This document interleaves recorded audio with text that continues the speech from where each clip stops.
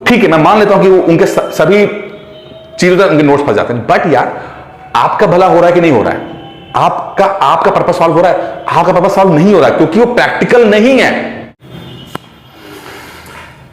नमस्कार दोस्तों, पीसीएस गुरुजी मां का स्वागत है। दोस्तों अभी फिलहाल एक छुट्टी पड़ी थी जब दिवाली की, तो दो तीन दिन मैं थोड़ा फ्री रहा। मैं भगवत गीता दोबारा पढ़ रहा था और एक अजीब सा एक मुझे पॉइंट समझ में आया। हमेशा लगता है हमें कि महाभारत का जो मेन विलन है वो दुर्योधन है, उसकी वजह से महाभारत हुई। लेकिन जब इस बार मैंने भगवत गीता पढ़ी तो मुझे लगा कि दुर्योधन मेन विलन नहीं है, बल्कि मेन विलन जो है उसमें है भीष्म पितामह। अब ये बड़ा अजीब सी सोच है कि भीष्म पितामह तो बहुत पॉजिटिव कैरेक्टर के रूप में हमें पेश किए गए हैं, फिर क्यों मैं बोल रहा हूं कि वो मेन विलन है? मेरा ये मानना है कि महाभारत का युद्ध होता ही ना अगर भीष्म पितामह चाह जाते। जब बचपन में दुर्योधन शैतानियां कर रहा था, बड़ा होकर वो अपनी जबरदस्ती की मांगे मनवा रहा था, तो भीष्म पितामह चाहते तो दो थप्पड़ मारकर, चाहे वो दुर्योधन हो चाहे दुर्योधन के पापा हो, दोनों के कान खींचकर दो थप्पड़ मारकर महाभारत के युद्ध को रोक सकते थे। इतनी कैपेबिलिटी भीष्म पितामह में थी। लेकिन इतनी कैपेबिलिटी होने के बावजूद, इतना सच्चे होने के बावजूद वो चुप रहे और उनकी चुप्पी महाभारत का युद्ध में तब्दील हो गई। तो जब एक काबिल व्यक्ति जिसके पास समझ है, रिसोर्सेस है, नॉलेज है, वो जब चुप होता है तो उसका बहुत दुष्प्रभाव होता है। कुछ ऐसा ही शायद मैंने भी किया। मैं 2017 से यूट्यूब पे हूं मैं, और मैं बहुत कुछ देखा यूट्यूब के ऊपर। पीसीएस को लेकर, आईएएस को लेकर सब तैयारी हो रही है, लोगों के अलग अलग वीडियोस को क्लेम करते देखा। लेकिन मैं कभी भी कंट्रोवर्सी में फंसना नहीं चाहता था, क्योंकि मुझे लगता था कि ये सब अननेसेसरी होता है। हमारा काम है पढ़ाना, लोगों का काम है पढ़ना, और अपना जो हम काम करें करते हैं, बाकी दुनिया जो कर रही है करने दीजिए।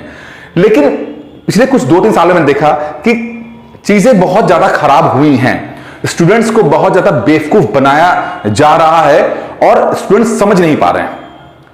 अब जब मैं ये बात समझ पा रहा हूं तो मेरा फर्ज है कि मैं ये बात उठाऊं और अपने हिस्से का सच बोलूं।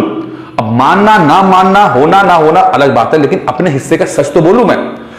जब मैंने ये डिसाइड किया कि भाई नहीं, अब मुझे भीष्म पितामह नहीं बनना, अब मुझे सच बोलना है, चाहे कुछ भी इसके कॉन्सिक्वेंसेस हों, चाहे कोई कुछ बोले, चाहे कितनी कंट्रोवर्सी हो, मुझे अपने हिस्से का सच बोलना है। मुझे अपने स्टूडेंट्स का हित देखना है, जो मुझे सुन रहे हैं, थोड़े से ही सही लेकिन सुन तो रहे हैं, जीवन उनका भी तो इंपॉर्टेंट है, तो उनके लिए स्टैंड लेना है। तो आज का वीडियो है उस चैनल के लिए, पापा वीडियोस, जिसमें पापा वीडियोस का जो बहुत पॉपुलर पापा वीडियोस है और जो क्लेम करते हैं, उसको मैं उनकी सच्चाई जानेंगे, उनको एक्सपोज करने की कोशिश करेंगे। क्या ये जो क्लेम करते हैं, क्या सचमुच जो ये बात बोल रहे हैं, क्या ऐसा होता है या उनका क्लेम 100% सच है?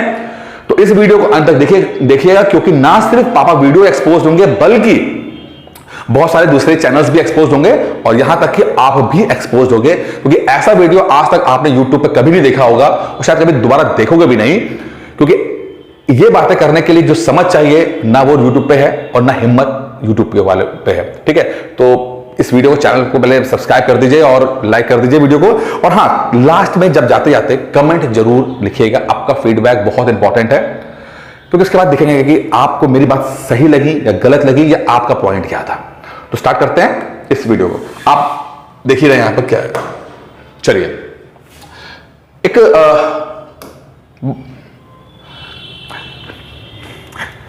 स्टडी फॉर सिविल सर्विसेज काफी पुराना चैनल है, आई थिंक 15 से स्टार्ट हो गया था, 2015 से, और यूपी पीसीएस को लेकर हम बात करते हैं तो नंबर 1 चैनल है। लगभग 20-22 लाख से ज्यादा सब्सक्राइबर हैं, बहुत बड़ा चैनल माना जाता है। और उनका सबसे बड़ा जो एक वीडियो है वो है पापा वीडियोस।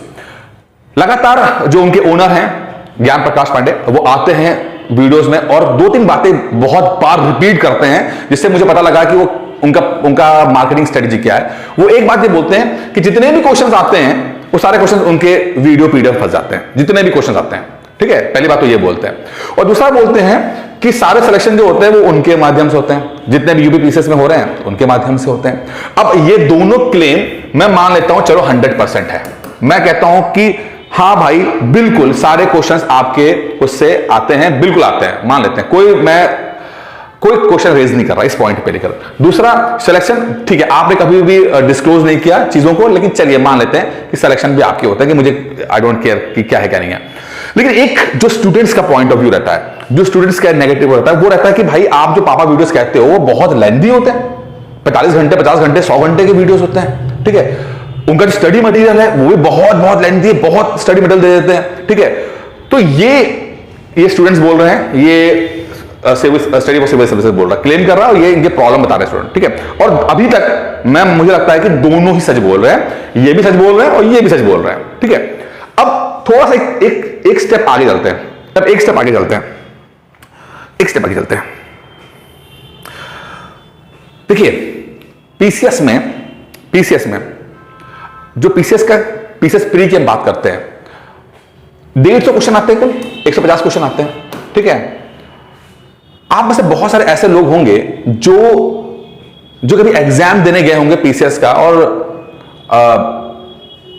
बिना तैयारी गए होंगे, मतलब ऐसे चले गए, मुंह उठा के चले गए। बहुत सारे आप में से लोग होंगे, आप बताइएगा जरूर कमेंट बॉक्स में कि ऐसे लोग जो कि बिना तैयारी के चले गए, और जब वहां गए तो आपने क्या देखा कि यार 30-35 सवाल तो राइट कर लिए थे आपने, 30-35 सवाल आपने राइट कर लिए थे, आपने तैयारी कभी नहीं की, आपने कोई कोचिंग नहीं की, आपने कोई बुक नहीं पढ़ी, लेकिन 30-35 सवाल आपने राइट कर लिए, ठीक है। मेरा मानना तो यह है कि अगर मेरी मम्मी और आपकी मम्मी भी जाएंगे ना अगर एग्जाम देने, तो भी 15-20 सवाल राइट कर सकती हैं वो, जिनका कोई टच नहीं है सिविल सर्विस से। तो 30-35 सवाल तो वो लोग भी कर रहे हैं जो कि बिल्कुल नहीं है। अब ऐसा क्या है, क्योंकि भाई ऐसा इसलिए होता है कि भाई कहीं ना कहीं तो आपने स्कूलिंग की है, स्कूल में पढ़ा है आपने, कॉलेज में पढ़ा है, कितना भी बकवास तरीके से क्यों ना पढ़ा हो, पढ़ाई तो की है आपने, ठीक है। तो कुछ क्वेश्चन तो याद में रहते ही हैं, कुछ नॉर्मल से क्वेश्चन, तो ये क्वेश्चन बहुत ही नॉर्मल क्वेश्चन होते हैं, बहुत ही नॉर्मल क्वेश्चन होते हैं, बहुत ही नॉर्मल क्वेश्चन होते हैं। अब ऐसे क्वेश्चंस लगातार किसी भी स्टैंडर्ड बुक में आपको मिल जाएगा, किसी भी बुक के अंदर आपको इस तरह के सवाल मिल जाएंगे, किसी भी किताब के अंदर। कोई, मैं नहीं कह रहा कि 30 मार्क का किताब हो, किसी भी नोट्स में, किसी भी पीडीएफ में, किसी भी कोचिंग में ये 30-35-40 सवाल आपको मिल ही जाएंगे। एग्री करते हैं? बिल्कुल, ठीक है। इस तरह के तो ये 30-35-40 क्वेश्चन तो है। तो ये जो चीजें होती हैं, कुछ पोर्शन पीसीएस में ऐसा होता ही है जो कि इजी होता है। मैं कई बार कह चुका हूं, पीसीएस में 3 तरह की चीजें होती हैं, इजी, मीडियम और हार्ड, ठीक है। कम से कम अगर मैं देखूंगा तो अगर 30 से 40 क्वेश्चन हार्ड होते हैं, लगभग 30 से 40 क्वेश्चन बहुत ही इजी होते हैं, और जो बाकी बच जाता है वो मीडियम होते हैं, ठीक है। कितना होगा बाकी बचा? 60-70, हाँ वही 60 से लेकर 70-80 तक जो भी होते हैं वो मीडियम होते हैं। ये कैलकुलेशन है सिंपल। तो ये पोर्शन अगर आप मुंह उठा के भी जाओगे तो कर ले जाओगे, किसी किताब को पढ़ोगे तो पढ़ ले जाओगे। अब जब चैनल क्लेम करने पे आते हैं, जब कुछ बताते हैं, तो आप देखोगे कि इन क्वेश्चंस को फोकस करते हैं कि भैया देखो मेरा तो फंस गया, मेरा तो फंस गया, मेरा तो फंस गया, ठीक है। यार क्या है इसके अंदर, है क्या है इसमें?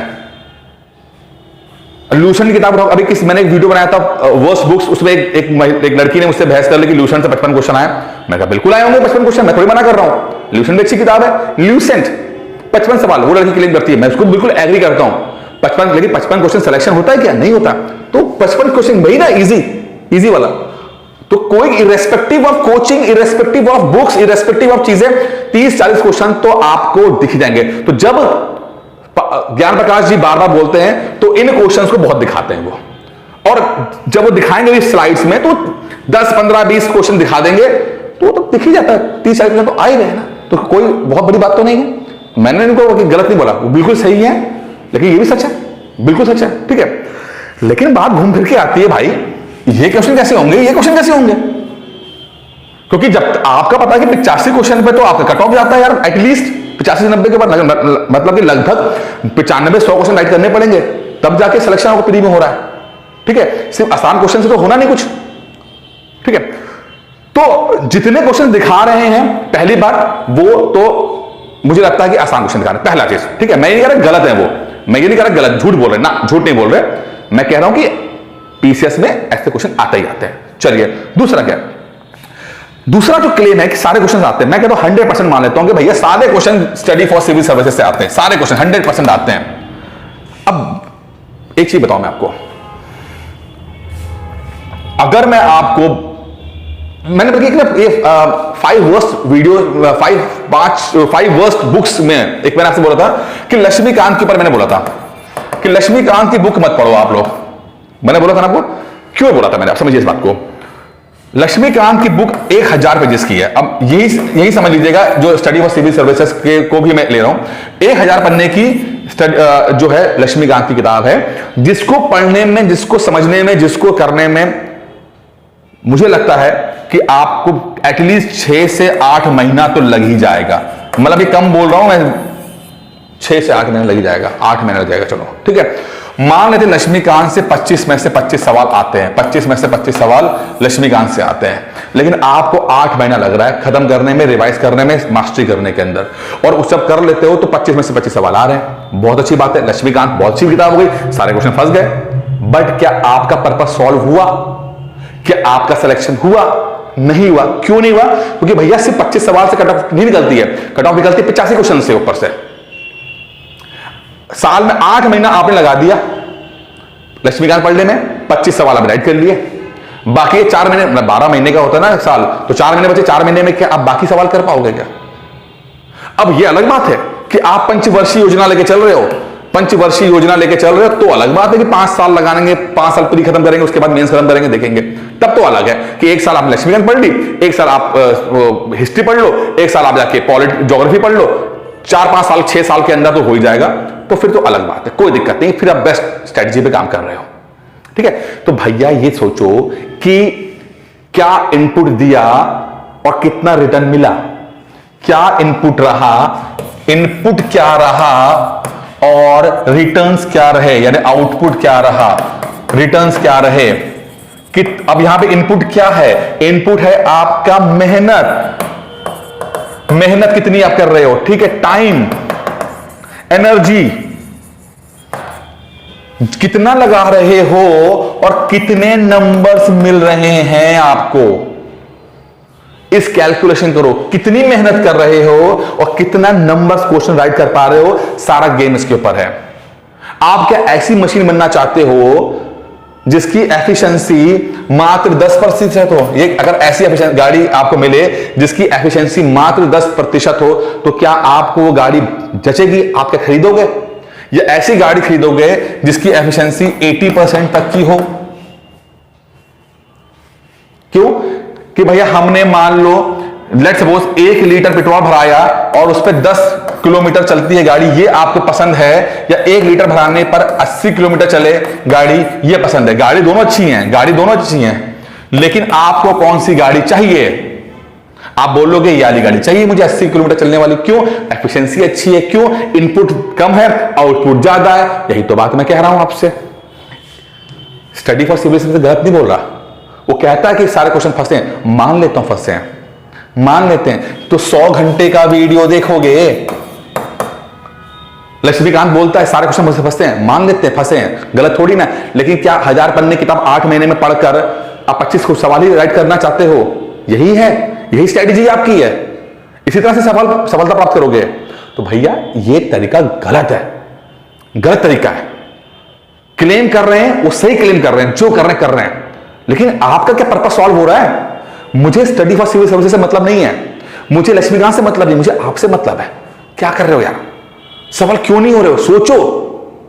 आप लोग एक मैजिक नोट्स की तलाश में रहते हो, मैजिक नोट्स। आप चाहते हो कि यार चुटकियों में ना कुछ ऐसा मिल जाए, से सफलता मिल जाए। इसी तरह यूट्यूब पर सर्च करोगे, जितने भी ऐसे वीडियोस हैं जो कि 4 घंटे, 5 घंटे, 10 घंटे, कंपाइल, फुल, इस तरह की चीजें आती हैं कि फुल क्वालिटी, ठीक है, 1000 या 10,000 क्वेश्चंस, इस तरह के जो भी है ना, ऐसे वीडियोस पर व्यूज धमाकेदार वीडियोस हैं, बहुत अच्छे व्यूज आते हैं। क्यों? क्योंकि लोग मैजिक ढूंढते हैं, उनको लगता है ऐसा क्या दे रहा है ये बंदा, ऐसा क्या दे रहा है, वो ऐसा कुछ नहीं होता। There is no magic, only hard work. और अगर आप मैजिक ढूंढ रहे हो तो जाओ सर्कस में जाओ, जादूगर के शो में जाओ, पीसीएस की तैयारी मत करो। नहीं तो स्टडी फॉर सिविल सर्विसेज गलत नहीं है, नहीं लक्ष्मीकांत गलत है, गलत आप हो, क्योंकि आप गलत चीज ढूंढ रहे हो। आप मेहनत का शौक को ढूंढने की कोशिश कर रहे हो। अरे यार एसडीएम बनने के ख्वाब देखते हो और शॉर्टकट ढूंढ रहे हो? क्या चाहते हो कि मतलब एक ऐसा कोई पतली सी किताब मिल जाए और वो आप उससे बन जाओ, बाकी लोग बेवकूफ हैं? तो भैया आप ओवर स्मार्ट मत बनो। पहले समझो कि आप मेहनत का कोई सब्स्टिट्यूट नहीं होता, और अगर आप कम से कम 2 साल मेहनत नहीं कर सकते हो तो प्लीज इस तरह के वीडियो देखना बंद करो। कुछ हासिल नहीं होगा, कोई तैयारी कुछ नहीं होने वाली, आप कुछ नहीं हो सकता आपका। आप जाओ सपने देखो बैठकर, और कुछ कर भी नहीं पाओगे आप लोग, ठीक है? तो फिर से मैं कह रहा हूं कि स्टडी फॉर सिविल सर्विस गलत नहीं है, वो जो क्लेम कर रहे हैं वो सही क्लेम कर रहे हैं, बट आउटपुट एफिशिएंसी वो जो है ना, बस मुझे मसला उसकी एफिशिएंसी से है कि इतने बड़े मटेरियल के साथ क्या आप आउटपुट निकाल पाओगे।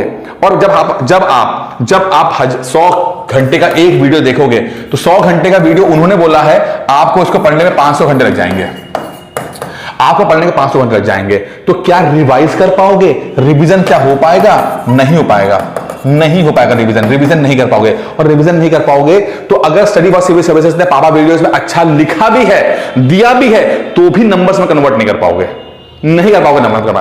तो स्टडी फॉर सिविल सर्विसेज गलत नहीं है। वो उन्होंने क्या किया, उन्होंने 8, 10, 15 किताबें ली और सब कुछ भर के दे दिया आपको। अरे आपका पर्पस सॉल्व होगा, आपका दिमाग कैसे काम करेगा भाई? अब आपको समझना कि प्रॉब्लम क्या है। अब मैं आपको समझाऊंगा कि सॉल्यूशन क्या है इसका। अब आप सेकंड लेवल चलते हैं कि हम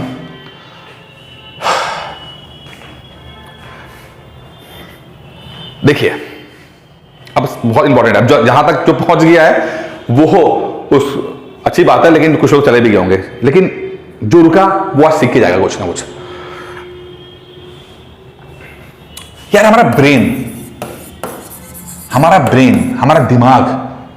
दिमाग जो हम 30 लाख सालों में बंदर से इंसान बने हैं, 30 लाख साल में 30 लाख ईयर्स में हम बंदर से जो इंसान बने हैं, हमारा दिमाग उसी तरह से इवैल्यूएट हुआ है, यानी कि उसका इवोल्यूशन हुआ है, इसका वैसे बनना शुरू हुआ है। 30 लाख सालों के अंदर जो जो घटनाएं घटी उसका असर हमारे दिमाग पे हुआ और हमारा दिमाग वैसा बन गया। कई चीजों में से एक चीज जो अभी आपके लिए इंपॉर्टेंट है वो है भूलना, भूल जाना, फॉरगेट कर जाना। समझिए इस बात को, फॉरगेट कर जाना, भूल जाना। आप कहते हो कि हमने पढ़ा हम भूल गए, हमारा दिमाग बनना ही इसलिए है कि हम चीजें भूल जाएं, क्योंकि अगर हम नहीं भूलेंगे तो मान लेते हैं कि कोई ट्रॉमा हमें आ जाए, कोई हादसा हो जाए, तो वो जो चीजें हैं वो कभी हमारे दिमाग से जाएंगी नहीं और हम कभी भी हम भूल नहीं पाएंगे, तो कभी भी नॉर्मल नहीं हो पाएंगे।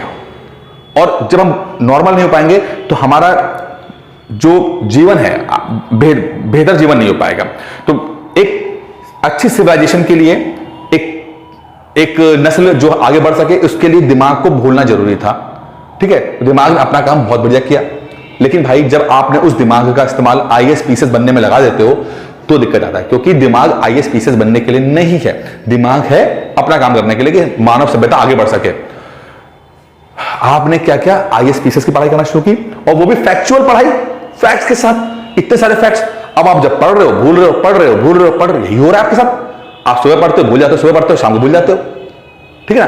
तो आप तो भूलोगे ही, ये तो सच है, ये इससे बड़ा सच कुछ नहीं है, ये तो सच है, इससे बड़ा सच कोई नहीं है। आप भूलोगे, चाहे दुनिया का नंबर 1 टीचर भी क्यों ना आ जाए, नंबर 1 नोट्स भी क्यों ना मिल जाए, आप पढ़ोगे भूलोगे, ये होगा ही होगा।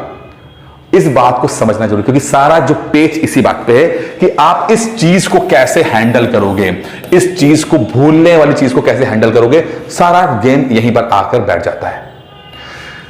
इसका एक ही समाधान है, वो है रिवीजन। उसका एक ही समाधान है, वो है रिवीजन। बिना रिवीजन किए आप कुछ नहीं कर सकते।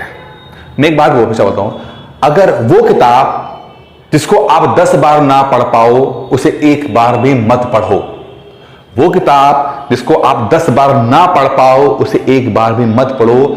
यही है सफलता का राज, क्योंकि एक बार पढ़ने से कुछ नहीं होने वाला, 2-3 बार पढ़ने से भी कुछ नहीं होने वाला। जब तक आप 8-10 बार नहीं पढ़ोगे वो इंफॉर्मेशन नंबर्स में कन्वर्ट नहीं होगी, वो इंफॉर्मेशन नंबर्स में कन्वर्ट नहीं होगी, सारी मेहनत जीरो हो जाएगी। यही कारण है कि लक्ष्मीकांत की किताब खरीदने के बाद, पढ़ने के बाद भी लोग सफल नहीं हो पाते, क्योंकि वो उसे एक बार पढ़ते हैं या बहुत से 2 बार पढ़ लेते हैं। पापा वीडियोस के साथ भी यही कहानी है कि जब 100 घंटे के वीडियोस आप देखोगे तो रिवीजन कितने घंटों में करोगे? मतलब कि आपको कम से कम 1000 घंटे का एफर्ट चाहिए इस 100 घंटे के वीडियो को याद करने में। तो स्टडी फॉर सिविल सर्विसेज ने अपनी तरफ से जो देना दे दिया, मैं मानता हूं कि बहुत अच्छा दिया, लेकिन क्या आपने लिया? आप कन्वर्ट कर पाए इस चीज को? नहीं कर पाएंगे आप।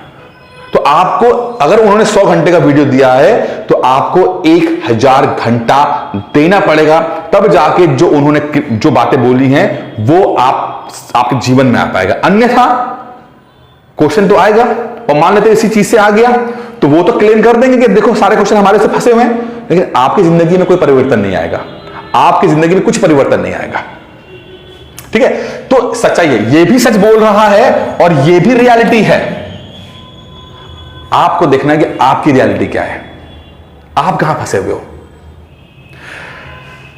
यही कहना था कि जब मैंने कोचिंग स्टार्ट की तो मेरे पास एक चैलेंज आया कि भाई कम समय में कैसे पीसेस बना जाए।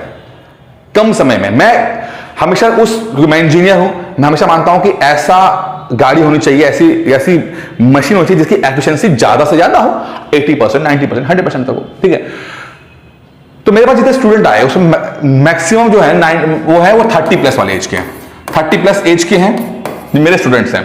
ठीक है, मैरिड होते हैं, वर्किंग होते हैं। ठीक है, अब ये जो लोग होते हैं भाई, इनकी समस्या ये होती है कि इनके पास टाइम नहीं होता है, उनके पास टाइम नहीं होता, नो टाइम, इनके पास टाइम ही नहीं होता। मुश्किल से 2 घंटे 3 घंटे दे सकते हैं, 2 घंटे 3 घंटे, 2 घंटे 3 घंटे, ये खुद ही बोल देते हैं सर हमारे पास इससे ज्यादा समय नहीं है, न इससे ज्यादा एनर्जी है, 2 घंटे 3 घंटे, तो क्या आप इसे बना सकते हो? तो अब ऐसे जब लोग आए मेरे पास जिनके पास समय नहीं है 2 घंटे 3 घंटे से, तो मेरे पास चैलेंज था, क्या मैं इनका पहला स्टेप तो ये था जब स्टार्ट किया था मैंने 18-19 में, क्या मैं इनका पीसीएस प्री क्रैक करा सकता हूं? सिर्फ 2 घंटे हैं इसके पास, क्या मैं ये चैलेंज ले सकता हूं कि 2-3 घंटे में उस बंदे का पीसीएस प्री क्रैक करा दूं? मैंने कहा बिल्कुल करा सकता हूं मैं। और फिर मैंने इस प्रॉब्लम पे काम करना शुरू किया और मैंने लगभग 90 पीडीएफ बनाई, 90 पीडीएफ, मात्र 90 पीडीएफ, जो हर पीडीएफ मुश्किल से 5 से 8 पेजेस की है। और इन सब को मैंने अपने हाथों से टाइप किया है। ये सब मेरे नोट्स रहे थे, मेरे नोट्स। ठीक है, माई नोट्स थे, मेरे नोट्स थे जिनको मैंने पीडीएफ में डाउन किया था। और हर पीडीएफ 5 से 8 पन्ने, 5 से 8 पन्ना, और कितना क्रिस्प, इतना शॉर्ट रखा कि अगर मैंने एक वर्ड भी लिखा है उसके अंदर तो उस वर्ड की संभावना पूरी एग्जाम में आने की। मैंने एक वर्ड भी फालतू नहीं लिखा, क्योंकि मुझे पता है कि मेरा जो ऑडियंस है, मेरा जो स्टूडेंट है, उसके पास समय नहीं है, तो मुझे छोटा काम करना था। तो क्या किया मैंने, 90 पीडीएफ बनाए, जैसे पूरा सिलेबस पीसीएस प्री का पूरा 90 पीडीएफ बना दिया मैंने उसको। ठीक है, 5 से 8 पन्ने के पेजेस बन गए, मेरे नोट्स थे वो शॉर्ट्स कर दिए इसको। ठीक है, अब एक स्ट्रेटजी और बनाई मैंने, वो बनाई जिसको जैसे मैं आपको हमेशा कहता हूं कि 3 तरह की चीजें होती हैं, इजी, मीडियम और हार्ड। मैं हमेशा कहता हूं कि भाई इसको छोड़ दो, ये छोड़ दो, इसके चक्कर में ना फंसो, इसके चक्कर में फंसोगे तो बर्बाद हो जाओगे, हार्ड के चक्कर में फंसोगे। सारे क्वेश्चंस नहीं करने आपको, सारे क्वेश्चन नहीं करने भैया। जब पता है कि 150 क्वेश्चन आएंगे तो उसमें से अगर हम किसी भी तरह से 90 क्वेश्चन पर राइट कर लें, सफलता मिल जाएगी। सिर्फ 90 क्वेश्चन को अगर ढंग से कर रहे हैं, हम पीसीएस प्री निकाल ले जाएंगे। पीसीएस प्री के नंबर तो जुड़ते ही नहीं है ना, बस 90 क्वेश्चन राइट कर लें, पीसीएस प्री निकल जाएगा। फिर क्या, फिर कैसे करना है कि फिर ये करना है कि हमें हार्ड क्वेश्चन पे नहीं फोकस करना है, हमें इजी टू मीडियम क्वेश्चन में फोकस करना है।